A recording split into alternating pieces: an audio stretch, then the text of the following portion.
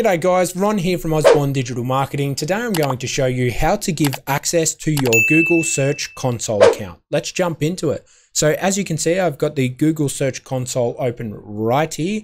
All you'll need to do is be in the Google Search Console, scroll down to the very bottom where you see settings, hit settings. Now you do need to be the owner of the Google Search Console, so of your domain. You have to have ownership of it.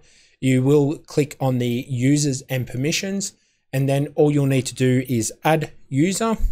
So this is where you enter in an email account. It needs to be a Google account. So enter in their email, the permission, so what access they will have to it if they're going to be an owner. If you are hiring an SEO agency or anything along those lines, you probably will need to grant access of owner or full. Restricted is only going to allow them to do some small and minor things, not the critical things.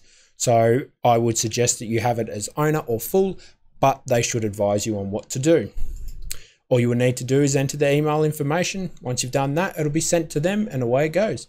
If you want to remove the individual from your Google Search Console account, see these three little dots here? All you need to do is click them, remove access, and the individual will be removed from the Google Search Console. So at any point in time, you're able to remove anyone that has access that you don't want them to have access to.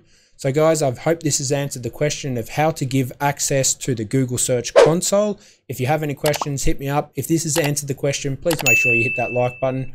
Helps me out a ton, and hit the subscribe, and I'll have some more of these cheeky videos coming out. Have a lovely day. Cheers.